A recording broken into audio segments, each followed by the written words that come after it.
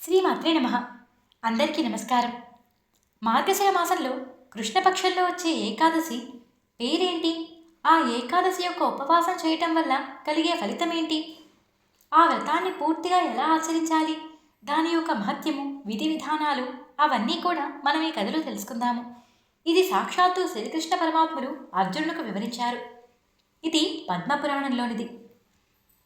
ఇక ఈ కథను మొదలు పెడదాం.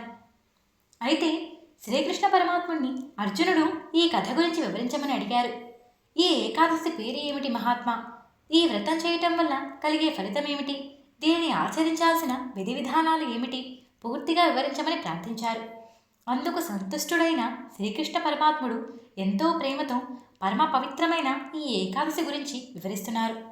ఓ అర్జున, ఈ ఏకాదశి పేరు ఉత్పన్న ఏకాదశి. ఈ ఏకాదశి యొక్క పుట్టుకను ఎవరు వింటున్నారో వారు ఈ లోకంలో ఎన్నో రకాలైన భోగభాగ్యాలను అనుభవిస్తారు. ఆఖరిలో విష్ణు సాన్నిధ్యమైన వైకుంఠాన్ని పొందుతారు. ఉపవాసము, నక్తవ్రతము, ఏకభుక్త వ్రతము ఏ విధంగా చేయాలి? వీటి వల్ల ఎటువంటి పుణ్యం కలుగుతుంది? ఈ విషయాన్ని చెప్పమని అర్జునుడు అడుగగా శ్రీకృష్ణ పరమాత్ముడు వివరిస్తున్నారు. ఓ అర్జున, హేమంత ఋతువులో శుభప్రదమైన మార్గశిర మాసంలో కృష్ణపక్షంలో వచ్చే ఏకాదశి ఈ ఉత్పన్న ఏకాదశి. ఈ ఏకాదశి రోజు ఉపవాసం చేయాలి. ముందు రోజు అంటే దశమి రోజు రాత్రి సూర్యుడు అస్తమించాక భోజనం చేయకూడదు.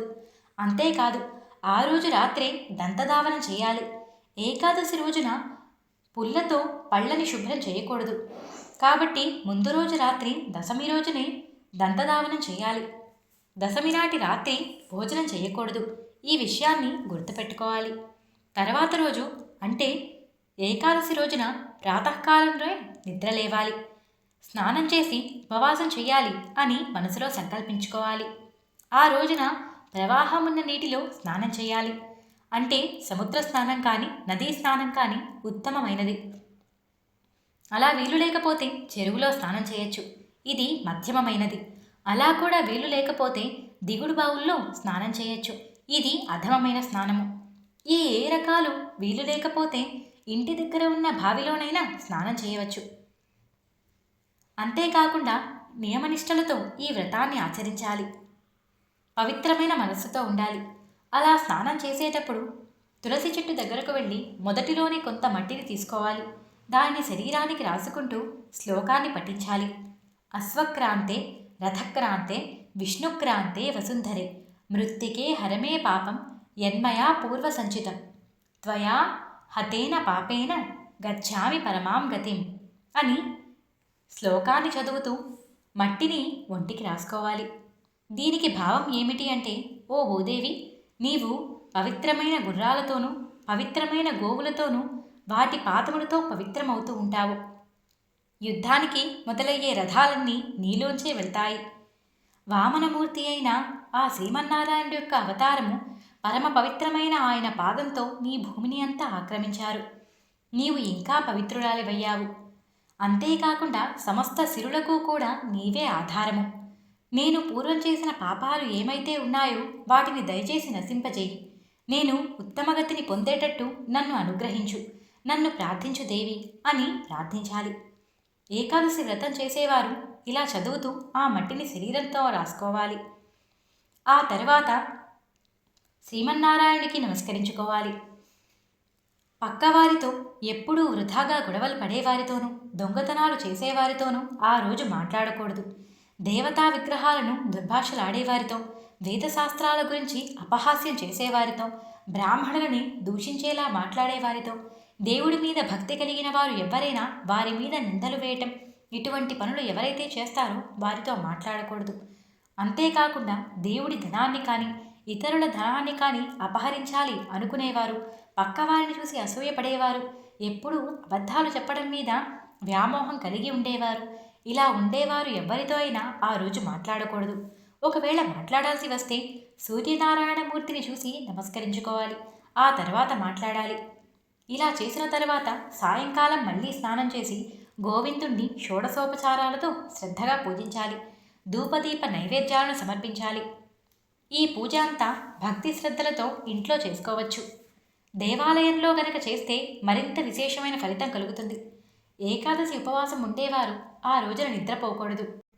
ఏకాదశి రోజున రాత్రింబగళ్ళు కూడా నారాయణుణ్ణి ధ్యానం చేస్తూ, సంకీర్తనలు పాడుతూ, జాగరణ చేస్తూ భక్తితోనే ఆ రోజంతా గడపాలి.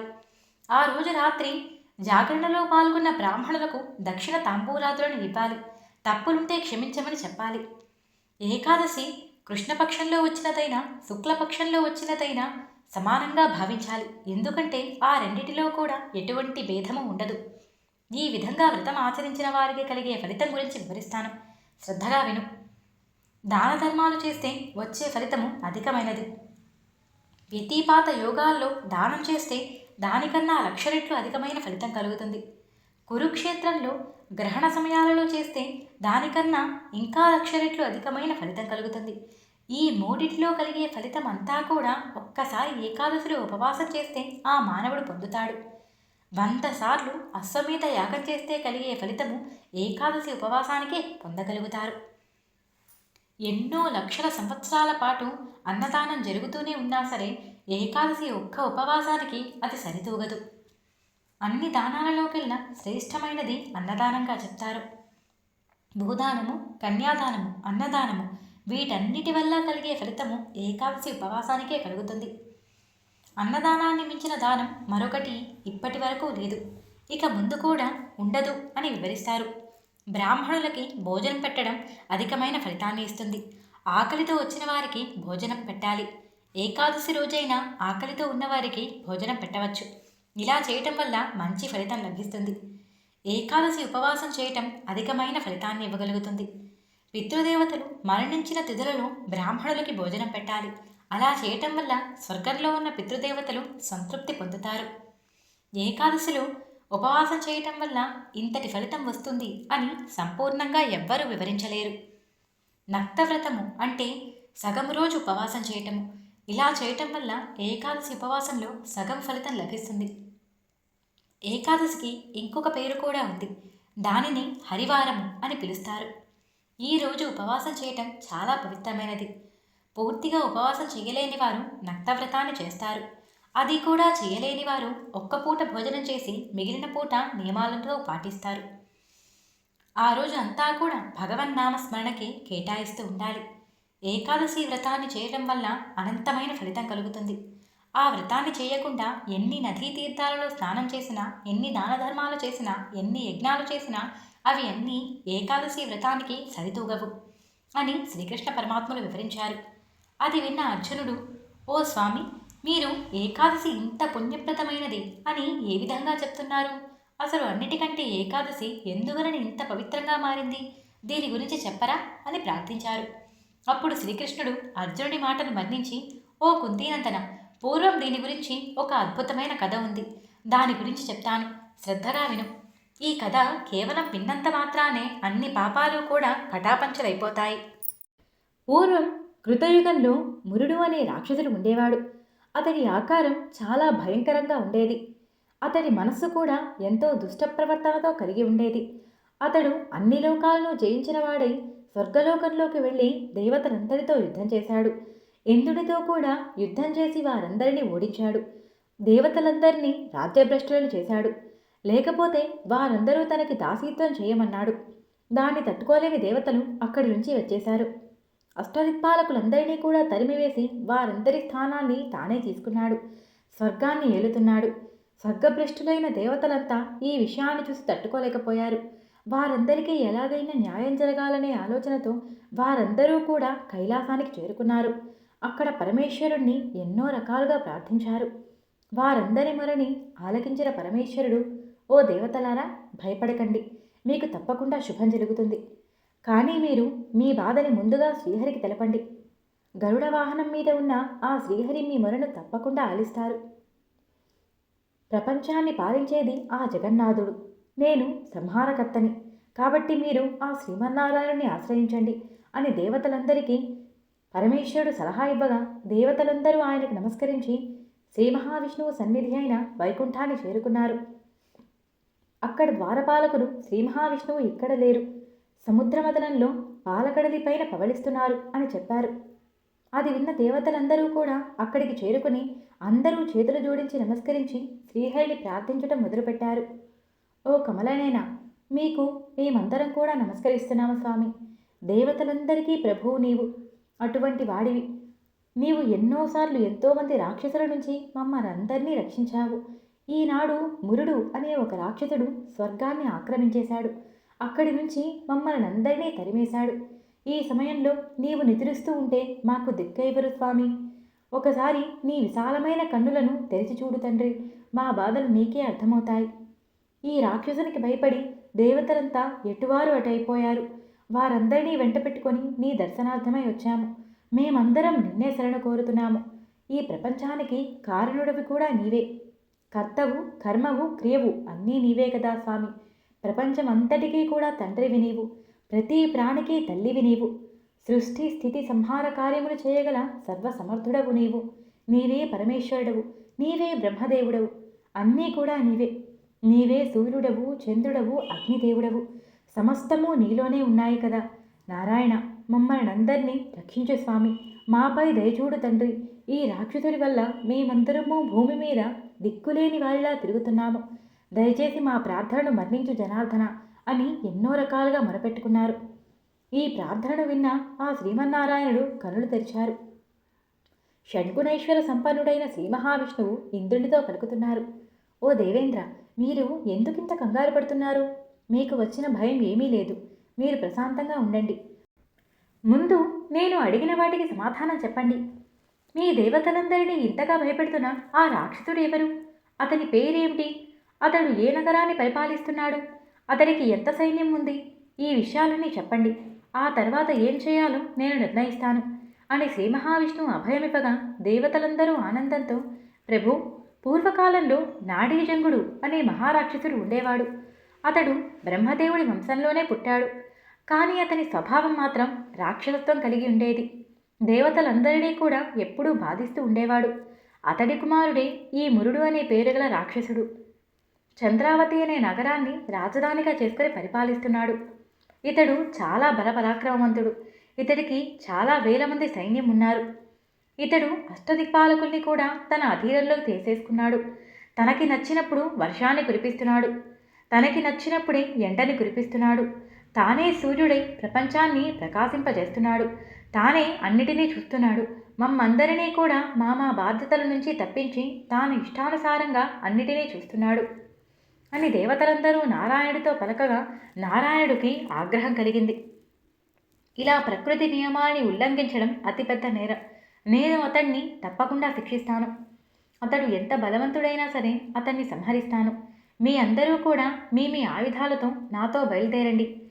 మనమందరం చంద్రావతి నగరానికి బయలుదేరదాం అని ఆజ్ఞాపించారు.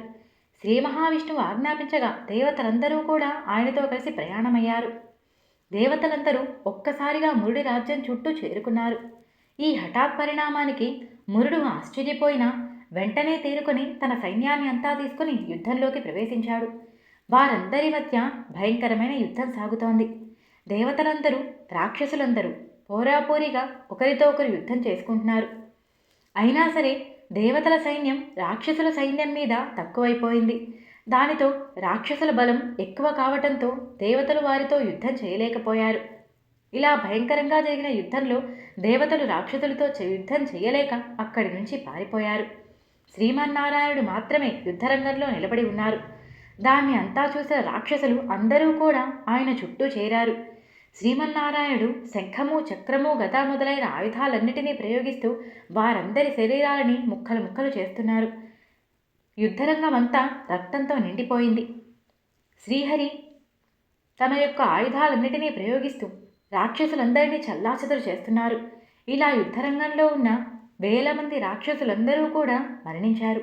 మురుడు ఒక్కడే మిగిలాడు. శ్రీహరితో యుద్ధం చేస్తున్నాడు. శ్రీహరి అతనిపై ఎన్ని ఆయుధాలను ప్రయోగించినా అతను వాటన్నిటినీ కూడా తప్పించుకుంటున్నాడు. దానితో కోపగించుకున్న శ్రీహరి బాహుయుద్ధానికి దిగారు. అతడు కూడా బాహుయుద్ధం చేశాడు. ఇలా వారిద్దరి మధ్య 1000 సంవత్సరాలు యుద్ధం జరిగిపోయింది. అయినా అతడు ఇంకా గెలవలేదు. దానితో శ్రీహరికి కాస్త విశ్రాంతి అవసరం అనిపించింది. శ్రీహరి అలసిపోయి కొంచెం విశ్రాంతి తీసుకోవాలి అని అనుకున్నారు. ఆయన బదరికాశ్రమానికి చేరుకున్నారు. అక్కడ హిమాలయ పర్వతంలో హైమవతి అనే పేరు గల అందమైన గుహ ఉంది. జగన్నాథుడు అక్కడ విశ్రాంతి తీసుకోవాలని అనుకొని ఆ గుహలోకి ప్రవేశించారు. ఆ గుహ 12 యోజనాల విస్తీర్ణంలో ఉంది. అక్కడ శ్రీహరి నిద్రించారు. ఇలా కొంత సమయం గడిచాక మురుడు కూడా ఆయన వెనకే వచ్చారు. గుహలోకి ప్రవేశించారు. ఆ రాక్షసుడు నిద్రపోతున్న శ్రీహరిని చూసి మనసులో ఆలోచన మొదలుపెట్టాడు. నిద్రపోతున్న వారిని చంపకూడదని నీతి ఉంది. అయితే ఇప్పుడు నేను ఏం చేయాలి?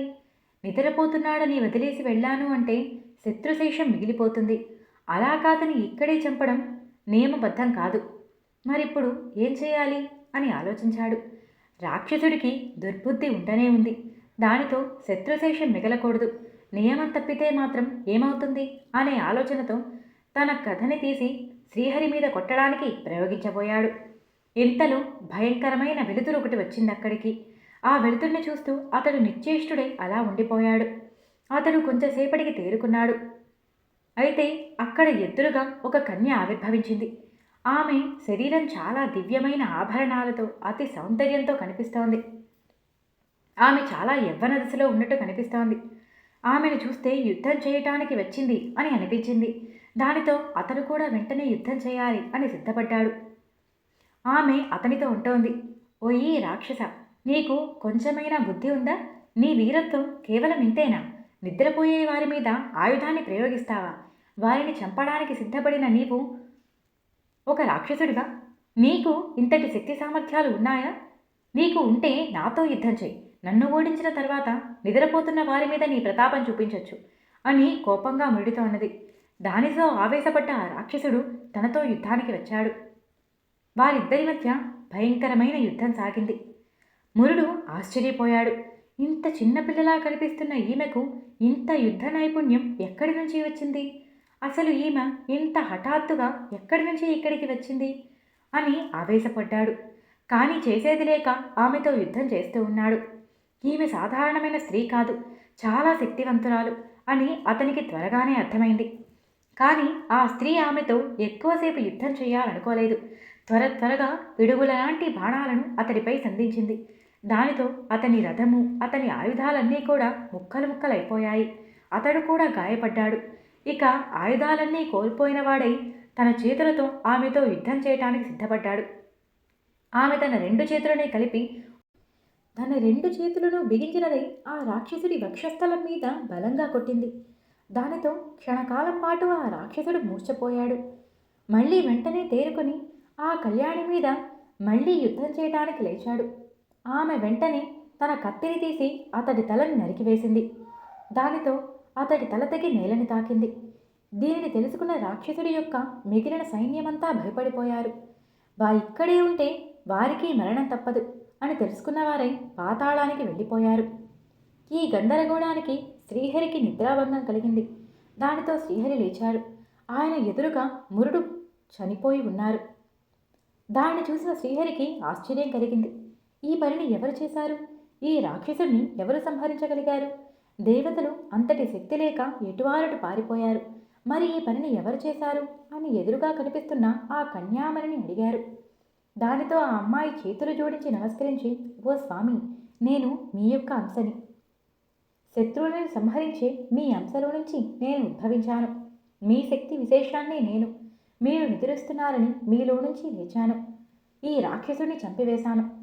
నేను మీ శత్రువులందరినీ కూడా సంహరించడానికే ఉన్నాను. 3 లోకాలని బాధించే వీడిని నేను ఇప్పుడు చంపివేశాను. నేను మీ నుంచే ఉద్భవించాను. మీరు నన్ను చూసి ఆశ్చర్యపడటం నాకే ఆశ్చర్యంగా ఉంది. మీరు ఈ సమస్త లోకాలని పాలించి పోషిస్తారు. నేను కేవలం నిమిత్త మాత్రురాల్ని. నన్ను కూడా అనుగ్రహించండి. మీరు ఇంకా నన్ను పరీక్షించకండి అని వినయపూర్వకంగా నారాయణుడికి నమస్కరించి ప్రార్థించింది. దానితో ఆ స్వామి, నీకు ఏ పాపము అంటదు. ఈరోజు నీవు నా నుంచి ఉద్భవించావు కాబట్టి నిన్ను ఉత్పన్న అని పిలుస్తారు. ఈరోజు నీవు చేసిన ఈ పనితో నాకు సంతోషంగా ఉంది. నాతో పాటు దేవతలందరూ కూడా చాలా ప్రశాంతంగా భావిస్తారు. దేవతలందరూ ఈ రాక్షసుడి వల్ల ఎంతో బాధను అనుభవించారు. వారందరికీ కూడా నీవు విముక్తిని కలిగించావు. నీకు ఏ వరం కావాలో కోరుకో, నేను తప్పకుండా నీకు దానిని ప్రసాదిస్తాను అని చెప్పారు. అది విన్న ఆ తిథి ఎంతో సంతోషించి, స్వామి, ఈ రోజున నేను ఉద్భవించిన రోజు మీకు ఎవరైతే భక్తి శ్రద్ధలతో ఉపవాసాన్ని ఆచరిస్తారో వారి యొక్క సకల పాపములు తొలగిపోయి వారు జీవితకాలం అన్ని భోగభాగ్యాలు అనుభవించి ఆఖరిలో మిమ్మల్నే చేరుకోగలగాలి.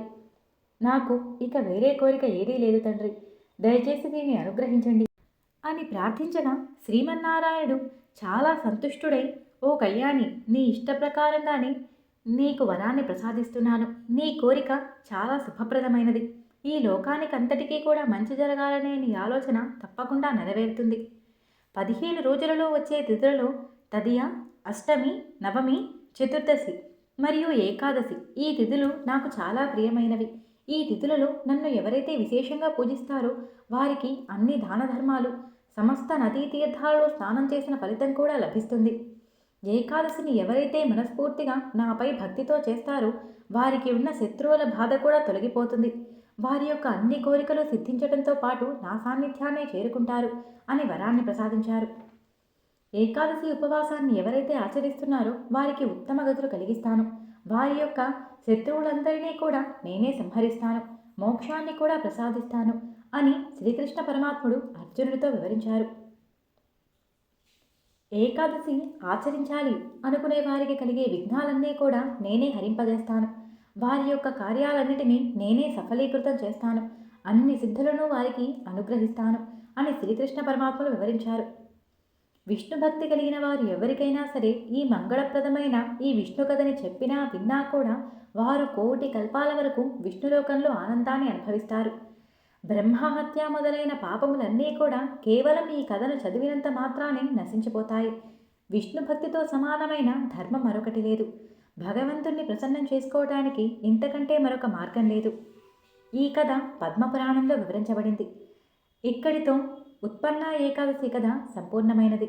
నేను చెప్పిన తీరు మీకు నచ్చినట్టయితే వీడియోకి ఒక లైక్ చేయండి. మీ లైక్ నాకు ఎంతగానో హెల్ప్ఫుల్ అవుతుందండి.